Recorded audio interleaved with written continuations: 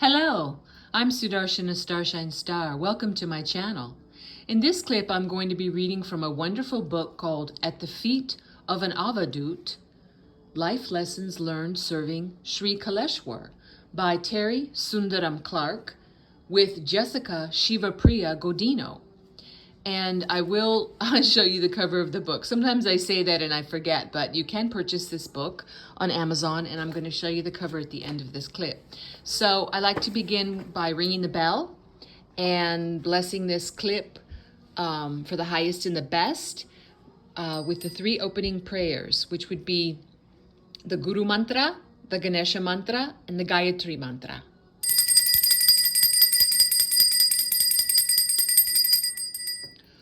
Om, Om,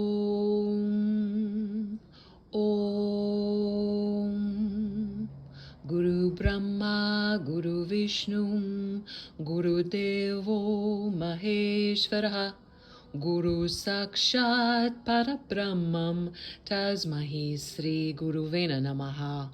Om Suklam Varadaram Vishnum Sishivarnam Chatubhujam Prasanavaranam Dhyai Sarva Vigno Prashante.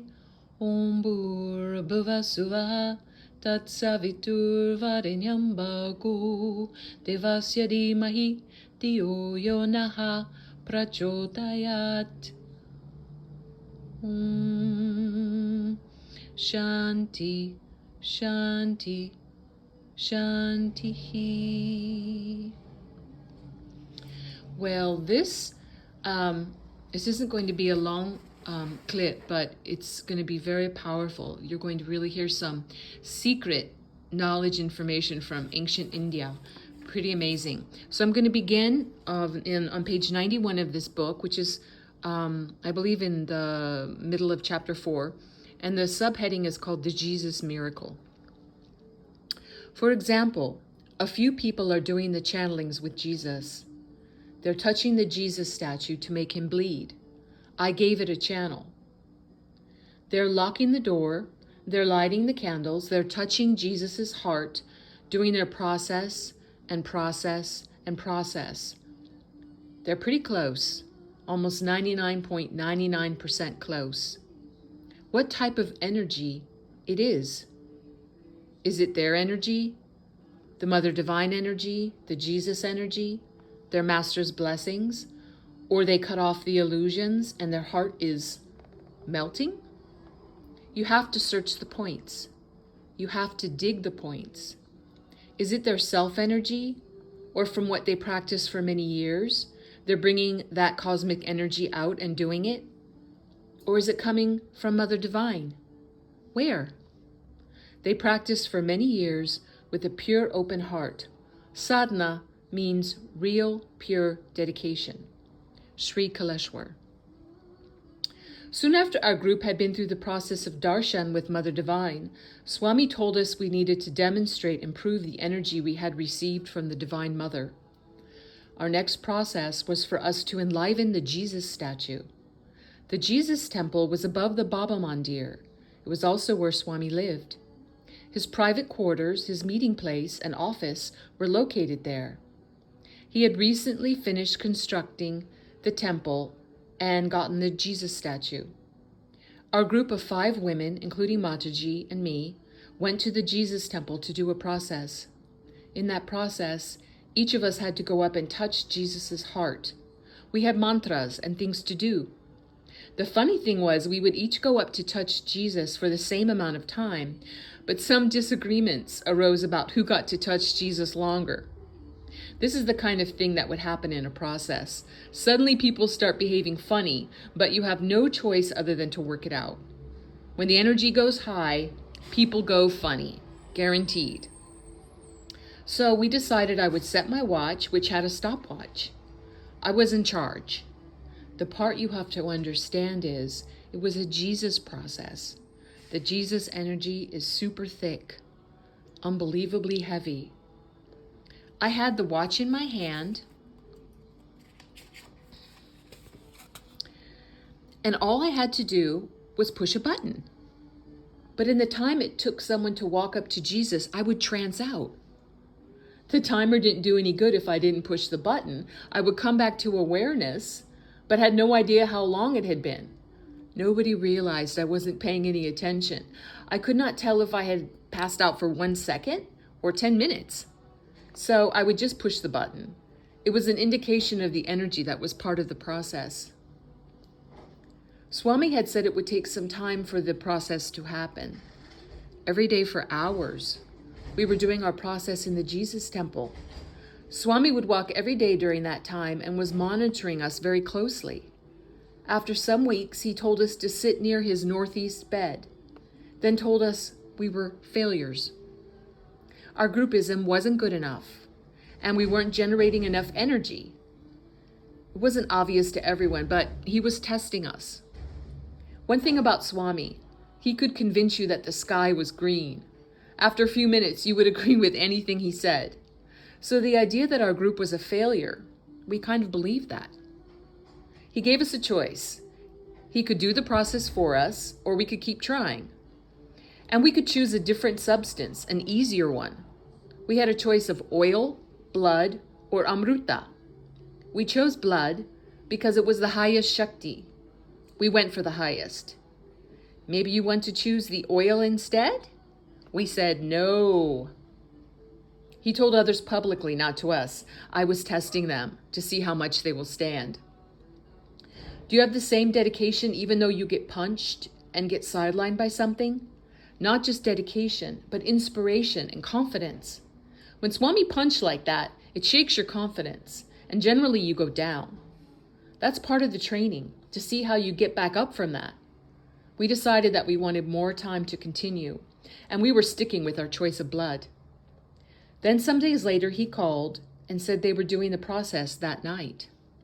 We were to clean the entire Jesus temple, the altars, put flowers and candles, and make it beautiful and sparkling.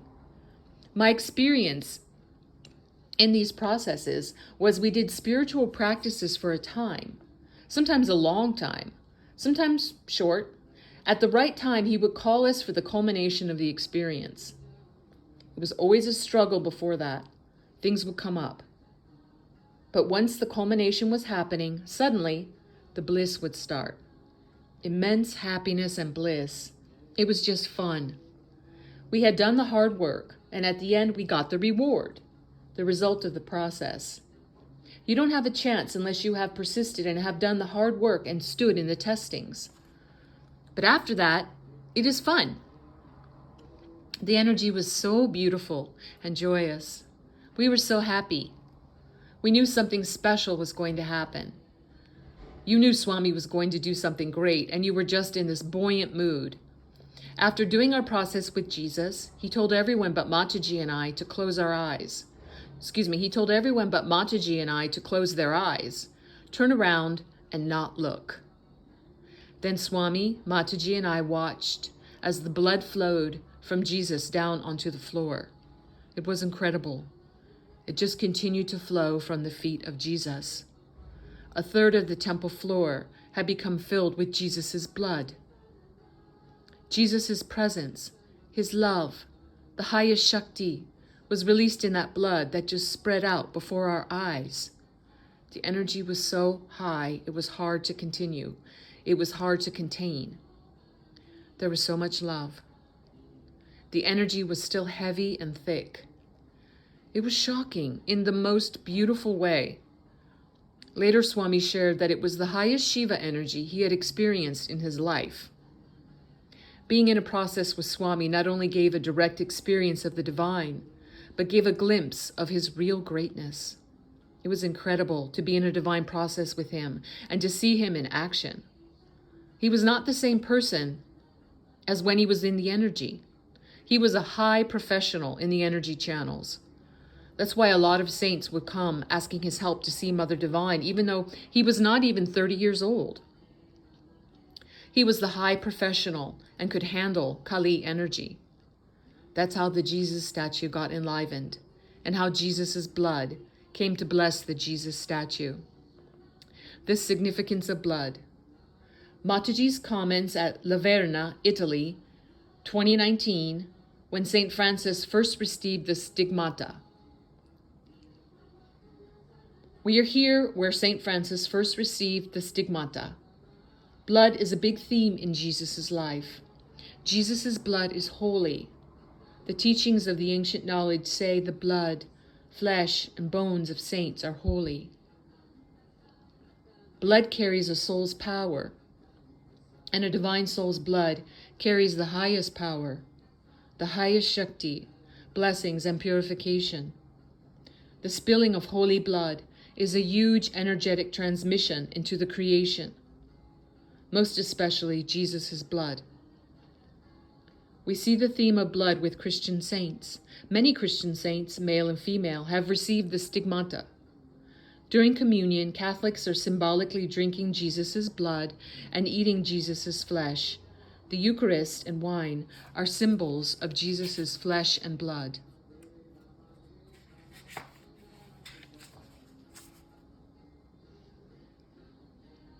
Swami shared during a darshan with Jesus that Jesus held his hand.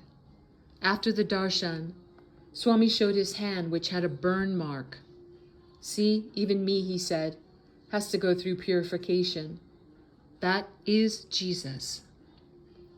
Part 3, Human and Divine.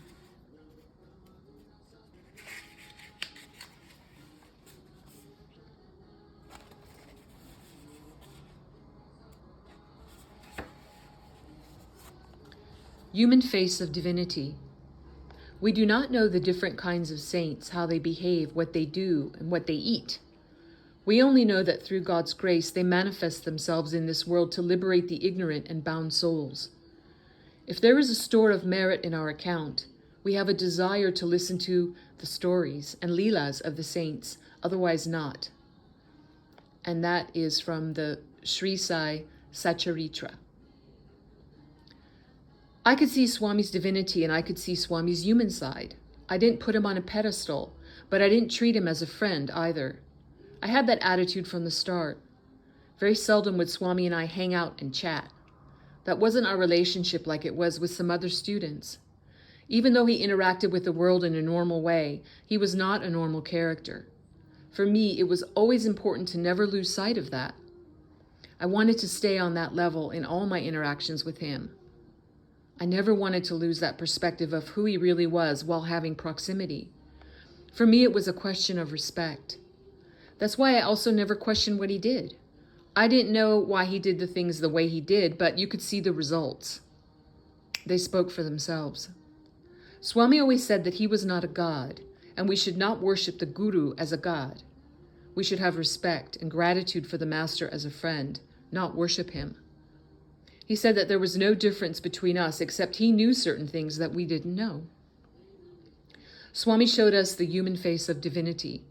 He suffered the same things we did. He had headaches, he got sick, had family problems, had political problems, etc. It was part of being human, he said. He shared his life brutally, honestly with those close to him. He wanted to demonstrate that an enlightened master was also a human being. He wanted us to share his personal life with the world so people would see the reality, setting them free from their faulty notions of enlightenment. Swami also showed the reality of how a supernatural person with miracle abilities operates in this creation. He had the ability to see the future. He could see what was going to happen, but he begged Baba to close it down.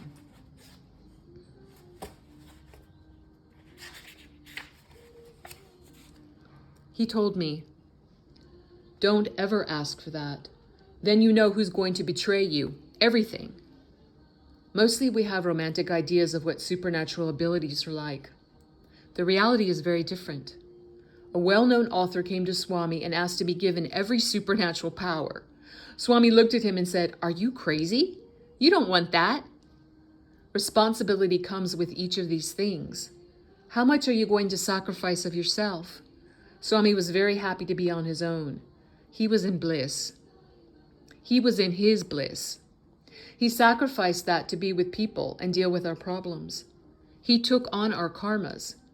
As soon as he interacted with any of us, he was handling our illusions and taking them on. If he works with a couple, their illusions are flowing on him. Both the husband and wife will have their reactions to what he is saying. It is amazing to me that he was willing to sacrifice that way. The Guru's tests and leelas. Then he, the Guru, took me to a well, tied my feet with a rope, and hung me from a nearby tree upside down by my feet. I was suspended 3 feet above the water, which I could not reach with my hands, nor could I drink with my mouth. After suspending me like this, he went away and no one knew where. After 4 or 5 hours, he returned, quickly removed me, and asked how I fared. In bliss supreme, how can a fool like me describe the joy I experienced, I replied. And that's a direct quote from Shirdi Sai Baba to his master Venkusa from the book called the Sri Sai Satcharitra. When I first went to the ashram, Swami spent a lot of personal time with me. I never expected it, but it happened. Then later he told me the program was coming and he was going to be busy and he might not talk to me for a while. It was a year before he talked to me again in private. Sometimes he would say something in a program, but nothing to me personally for that entire year. It was a little pinching, but it wasn't too bad since I never held an expectation that I had to interact with him. Before going on duty permanently to serve him, he began checking to see how I would handle things. He was testing to see what I would do. Around that time, Swami had bought a farm. One day he announced, "Tomorrow, Terry's going to go to the farm with me." Some people made a big deal out of it. "Oh, you get to go to the farm. We never get to go." The next morning, I went to the mandir and waited. Pretty soon, it was lunchtime, then evening, and not a peep. I just sat on the mandir steps. Finally, one of the Indian staff came out and said, "You are not going today." I thought it would have been nice if somebody had told me instead of sitting outside the mandir all day, but I didn't get upset about it. Swami liked to test people's patience and see how they handle not getting something they were told they were going to. At one point, Swami started charging rent for rooms and charged me double. I asked the person who was collecting the rent, "Why am I paying double?" She said it was because of Swami. I didn't say anything about it. He charged me double for more than a year. Then that woman asked Swami again, "Can Terry's rent go back down?" His response was, "Did he ask for that?" Fortunately, I had not. My feeling was if I had said anything, it would have gone up 4 times. If you feel you are owed something or something is unfair that the master is doing, you are damaging your relationship with your master. I am convinced that if I would have asked for a reduction, it would have gone up. You have to be careful how you approach the master. He has a reason which you don't know. I was happy to pay. He asked for it, so I paid without complaining. Swami gave me another test, which was quite unusual. He told me he wanted to check if I knew the Gayatri mantra. I said yes. He said, "I want you to meditate for 1 hour on the Gayatri, exactly." He said I had to go where nobody was around, where I could be by myself and no one could disturb me. I didn't know where to go, but he said to start right away and meditate for 1 hour exactly. I had to look around to find a place immediately. I found a place in a little stairwell closet. I put a cushion down, went there, closed the door, and started meditating. After about 45 minutes, I heard some commotion. Somebody was looking for me. Swami had told me to meditate for exactly 1 hour and not get disturbed. He had said it a couple of times. He made the Diksha quite clear to me. Even though they were looking for me, I knew I had to do what he said. Eventually, I heard his voice calling me too, not too close, but I could hear him. I was not going to come out before 1 hour. After the hour was up, I came out, and everyone was asking me where I was, and were all upset. "Swami was getting ready to go and was looking for you." One day, Swami kept saying to everyone that he was going to put me to work in his office. I just laughed every time he said it. I thought he was joking. It was pretty funny. I am a construction worker. There were professional personal assistants who knew how to use a computer, who knew how to type. I didn't have any of those skills. I thought I was safe. I didn't believe he would really put me in the office. But then he did. Not only me, but another guy, Thomas, who was almost as unqualified as me. The first day we just sat in the office. Thomas knew how to use the computer a little and knew how to type with 2 fingers, but that was 2 more than me. I didn't even know how to use the fax machine. I thought, well, at least I can keep the power going. At that time, we used a crude UPS to keep the electrical power going. I thought, I can do that. I can make sure the power keeps going. But correspondence, typing, anything else, forget it. The first day in the office, Swami sent one of his Indian staff to give us a message. He told us that Swami said, you have to wear your underwear today. Take all your clothes off and just be in the office in your underwear. What? We immediately went out to talk to Swami, who was sitting in his swing. We asked about the message. Swami, one of the staff told us that we have to wear our underwear. Why is this? Why do we have to do this? You didn't thank me, he said. He was serious. He wasn't serious about the underwear, but he was like, you didn't thank me. He made the point that he was taking care of us, and we didn't acknowledge it. I was really surprised. I can say I was shocked that he put me in the administration office to begin with. I just couldn't believe I was in the office. Running the ashram was a big deal. But after some months, we acclimated and somehow worked out the systems, and it got easier and easier. That was the way Swami taught. He just threw you in the deep end, and you had to learn to swim. After 6 months or so, just as we were feeling confident, Swami took us out of the office. Now, let's see. I think I'm going to end this clip here. There's really something good in the next subchapter, but I think this is enough for this clip. So I hope you enjoyed it. If you enjoyed it, please remember to like and subscribe to my channel. I love it when you guys subscribe, and why not hit the notification bell? Okay, so, I need to show you the cover of this book. I keep forgetting when I say that. So let me show you this wonderful book cover. At the Feet of an Avadhut, Life Lessons Learned Serving Sri Kaleshwar by Terry Sundaram Clark with Jessica Sivapriya Godino. Okay, great. So now I'm going to do the closing mantra, and what I'm saying is God bless all beings in all worlds.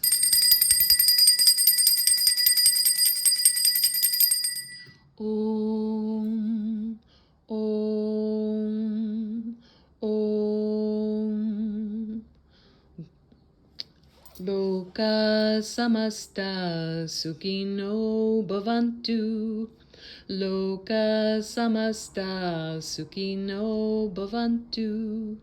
Loka samasta sukhino bhavantu. Om Shanti, Shanti, Shanti. Peace, peace, peace. God bless you and yours now and always.